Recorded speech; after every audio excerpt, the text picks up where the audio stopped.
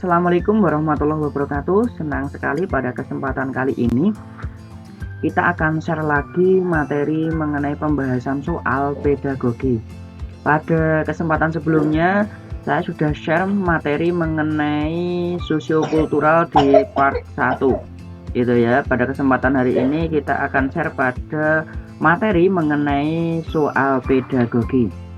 Nah, soalnya langsung saja ya kita bahas satu persatu. Yang pertama, guru secara yuridis adalah bagian dari tenaga kependidikan yang diakui secara legal sebagai profesi dengan keahlian khusus. Manakah jenis kegiatan berikut yang merupakan keahlian khusus? Poin A, melakukan analisis pembelajaran, mencatat peserta didik terlambat, mengabsen kehadiran. B, membuka pelajaran, melakukan ceramah, menutup pelajaran, mengelola tabungan. Yang C, memilih metode, merancang media, menyerahkan nilai dan membagikan rapor. Yang D, memilih media, mengelola kelas, mengembangkan strategi pembelajaran. Yang E, membina OSIS, mendampingi study tour, memimpin upacara, mengikuti rapat. Nah, pada poin ini kita dihadapkan pada soal yaitu guru sebagai profesi gitu ya, yang memiliki keahlian khusus. Artinya keahlian khusus ini adalah keahlian-keahlian yang hanya dimiliki oleh seorang guru gitu ya. Jadi teman-teman bisa memilih yang paling tepat, yang paling sesuai dengan profesi guru, yang kaitannya profesi ini tidak bisa atau tidak dapat dikerjakan oleh orang lain selain guru. Nah, idealnya seperti itu. Nah, jawaban yang tepat adalah poin D gitu ya, memilih media, mengelola kelas, mengembangkan strategi pembelajaran. Karena untuk memilih media, mengelola kelas, mengembangkan strategi ini butuh keahlian khusus gitu ya, butuh keterampilan khusus, butuh pemahaman khusus yang hanya dimiliki oleh seorang guru, yaitu sebagai pendidik, sebagai pengajar, sebagai pelatih gitu ya.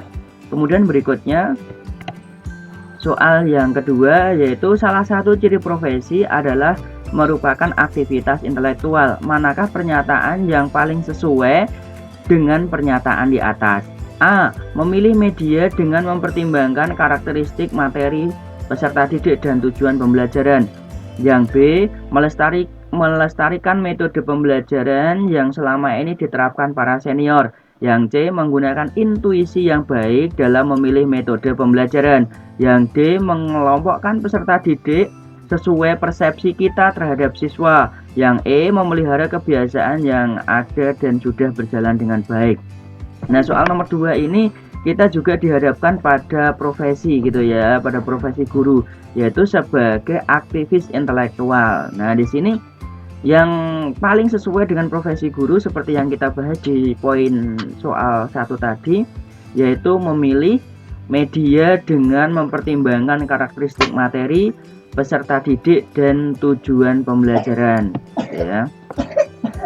Soal yang ketiga, manakah kelompok kegiatan berikut yang merupakan pengembangan keprofesian berkelanjutan, pengembangan diri secara kolektif? Nah, ini ya, dalam pengembangan keprofesian berkelanjutan ini ada banyak hal ya yang dapat dilakukan oleh seorang guru. Dan ini yang ditanyakan adalah pengembangan diri secara kolektif ya, mestinya dilakukan secara bersama-sama gitu ya, dilakukan oleh beberapa guru atau mungkin dalam beberapa komunitas yang bergabung menjadi satu sehingga di situ dilaksanakan secara kolektif. Nah, ketika kita lihat yang poin A, menghadiri forum KKG, MGMP dan diskusi ilmiah. Yang B, menempuh jejaring pendidikan lebih tinggi. Yang C, menulis artikel, membuat laporan PTK, menghasilkan media pembelajaran. Yang D, mengikuti diklat pengembangan media pembelajaran. Yang E, menghasilkan model pembelajaran inovatif. Nah, ketika kita lihat di sini kan ada mengikuti diklat. Diklat itu kan juga diikuti oleh orang banyak. Nah, itu tidak gitu ya. Jadi di sini intinya adalah pengembangan yang dilakukan. Kalau diklat itu kan pribadi ya, pribadi masing-masing gitu. Kalau yang poin yang A, menghadiri forum KKG, MGMP dan diskusi ilmiah, ini kan dilaksanakan secara bersama-sama dalam satu komunitas KKG, MGMP ataupun diskusi ilmiah Diskusi ilmiah ini dilaksanakan oleh mungkin ada komunitas-komunitas penulisan ilmiah atau karya ilmiah, atau mungkin terkait dengan kompetensi profesional sesuai mata pelajaran masing-masing. Nah, berikutnya soal yang keempat, memahami karakteristik siswa dari aspek fisik, moral, sosial, kultural, emosional, dan intelektual termasuk dalam kompetensi titik-titik. Nah, ini ya, kita lihat aspek fisik gitu ya, aspek moral, sosial, kultural, dan emosional. Seperti kita lihat kompetensi guru ada kompetensi pedagogik, profesional, kepribadian, dan kompetensi sosial gitu ya. Kompetensi pedagogik terkait dengan kemampuan guru untuk mengolah kegiatan pembelajaran melalui media, pendekatan gitu ya, penilaian dan sejenisnya. Kemudian profesional terkait dengan lebih mudahnya adalah terkait dengan materi atau pembelajaran atau mata pelajaran yang kita kuasai. Misalnya dalam pembelajaran geografi ya, berarti profesionalnya adalah terkait dengan keilmuan geografi, atau sosiologi misalnya, jadi profesionalnya juga kemampuan profesionalnya terkait dengan mata pelajaran biologi. Kalau kompetensi kepribadian adalah bagaimana guru bisa dilihat sebagai pribadi yang berwibawa, pribadi yang bisa memberikan contoh teladan yang baik. Kemudian kalau kompetensi sosial adalah hubungan gitu ya, hubungan antara orang satu dengan orang yang lain, dengan peserta didik, dengan orang tua. Nah, ini kalau memahami karakteristik peserta didik yaitu kompetensi pedagogik ya, karena ini kaitannya dengan proses pembelajaran gitu ya, bagaimana kita bisa mengetahui karakteristik siswanya seperti apa dari segi usianya gitu ya, dari segi sosialnya, kulturalnya, emosionalnya. Nah, ini jawabannya adalah kompetensi pedagogik. Berikutnya, bersikap reflektif bagi seorang guru adalah penting, berarti titik-titik. A. Guru harus meyakini setiap tindakannya adalah ilmiah dan rasional.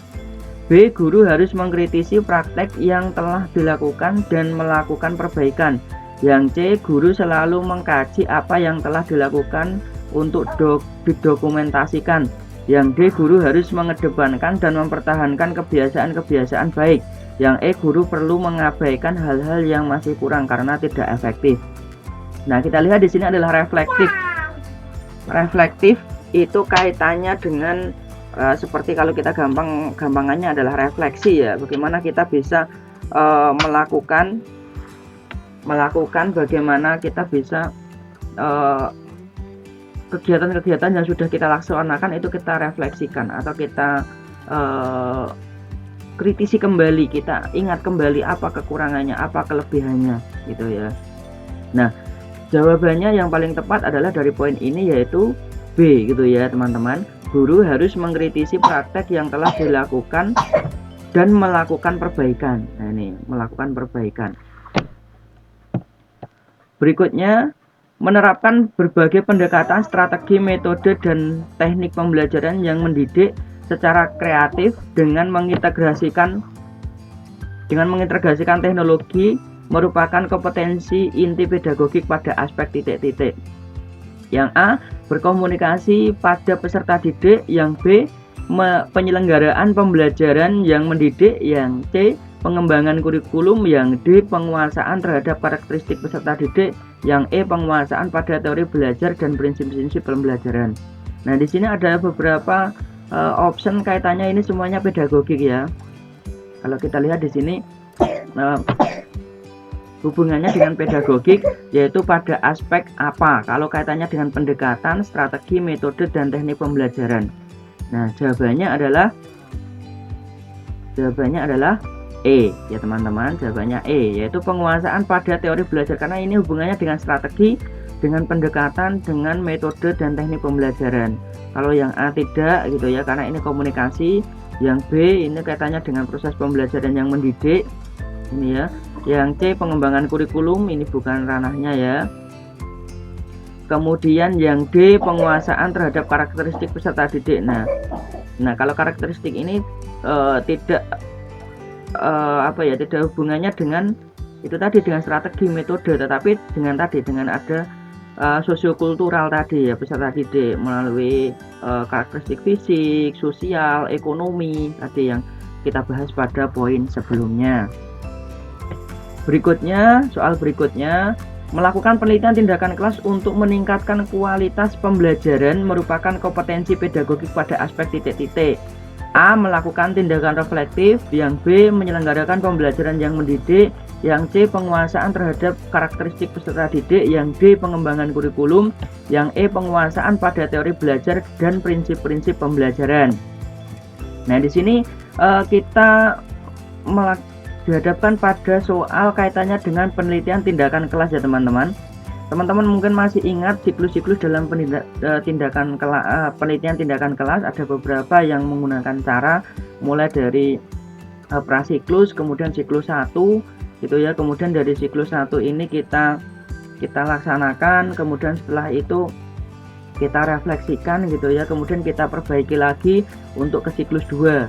Kemudian seterusnya sampai penelitian itu berhasil, biasanya dilaksanakan 2 siklus sudah berhasil biasanya untuk peningkatan apa yang menjadi permasalahan pembelajaran.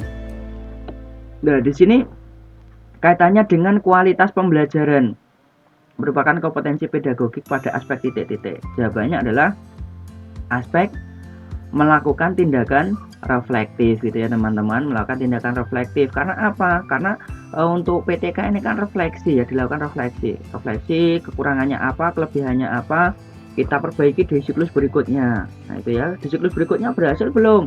Kalau belum berhasil, kita perbaiki lagi, kita lakukan lagi refleksi, kelebihannya apa, kekurangannya apa, kita lakukan di siklus berikutnya. Nah biasanya 2 atau 3 siklus biasanya sudah berhasil gitu ya, untuk mengatasi permasalahan pembelajaran yang dilaksanakan dalam penelitian tindakan kelas. Nah, kemudian berikutnya, menyediakan berbagai kegiatan pembelajaran untuk mendorong peserta didik mencapai prestasi secara optimal dengan kreativitasnya, termasuk kemampuan pedagogik pada aspek titik-titik. Gitu ya. Kita lihat satu persatu opsinya. Penguasaan pada teori belajar dan prinsip pembelajaran. Yang B. Pengembangan kurikulum. Yang C. Penyelenggaraan pembelajaran yang mendidik. Yang D. Memfasilitasi pengembangan potensi peserta didik. Yang E. Penguasaan terhadap karakteristik peserta didik. Nah, di sini kita dihadapkan pada soal pedagogik yang kaitannya dengan mendorong peserta didik mencapai prestasi. Gitu ya, mencapai prestasi.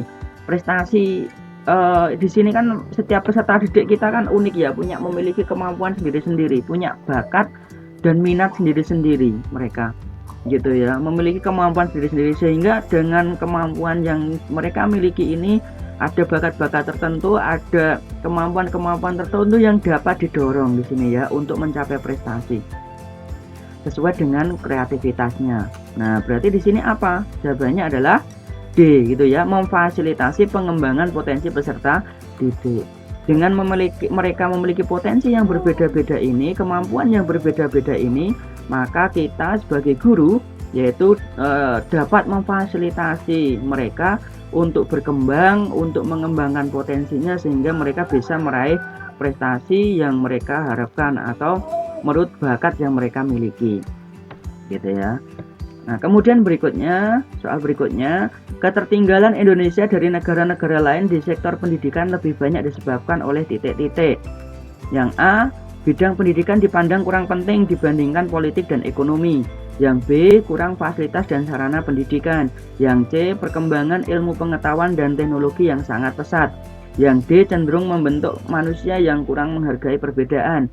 Yang E, pembangunan sumber daya alam yang lebih dominan daripada sumber daya manusia. Nah, di sini kita dihadapkan pada soal permasalahan pendidikan yang ada di Indonesia. Gitu ya. Bagaimana pendidikan kita yang ada di Indonesia ini? Tentunya teman-teman sudah paham ya, karena setiap hari berada di dunia pendidikan yang sudah mengetahui permasalahan-permasalahan pendidikan. Nah, di sini kita diminta untuk kritis bagaimana permasalahan pendidikan yang ada di Indonesia. Jawabannya apa, teman-teman?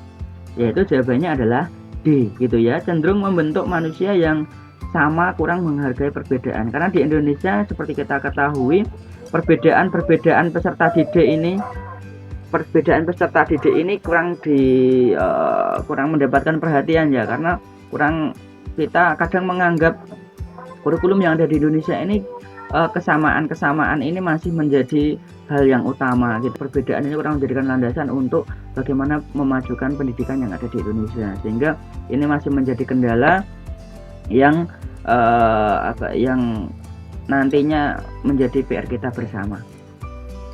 Kemudian berikutnya lagi, pendekatan konstruktivistik dicoba gunakan untuk meningkatkan motivasi dan prestasi belajar siswa, karena pendekatan ini titik-titik. A. Menempatkan siswa sebagai objek belajar. Yang B. Menuntut keterlibatan siswa. Yang C. Membentuk perilaku yang sama di antara siswa. Yang D. Mengharuskan siswa untuk selalu memperhatikan petunjuk guru. Yang E. Menempatkan siswa sebagai aktor dalam belajar. Nah, di sini kita dihadapkan pada teori atau pendekatan pembelajaran gitu ya. Di sini adalah pendekatan konstruktivistik. Bagaimana peserta didik dalam pendekatan ini adalah mengcreate sendiri atau menciptakan sendiri atau mengkonstruk sendiri pengetahuan mereka, membangun sendiri pengetahuan mereka melalui berbagai aktivitas pembelajaran. Nah, di sini yang paling tepat adalah poin yang E ya teman-teman, optionnya yang E, yaitu menempatkan siswa sebagai aktor dalam belajar. Jadi peserta didik diberikan kesempatan untuk mengcreate, mengkonstruk atau membangun pengetahuan secara mandiri dengan berbagai cara yang dilakukan oleh guru gitu ya. Lalu di sini keaktifan ini menjadi siswa ini menjadi yang utama gitu ya, karena di sini makanya di sini disebutkan sebagai aktor gitu ya, karena peserta didik diminta untuk menjadi pencipta untuk pengetahuan mereka sendiri. Cukup ya teman-teman untuk sharing pada kesempatan kali ini. Mudah-mudahan bermanfaat, mudah-mudahan kita semua bisa lulus dalam tes PPK pada tahun ini. Amin, amin, amin ya robbal alamin. Cukup sekian sharing pada kesempatan kali ini, mudah-mudahan bermanfaat, dan assalamualaikum warahmatullahi wabarakatuh.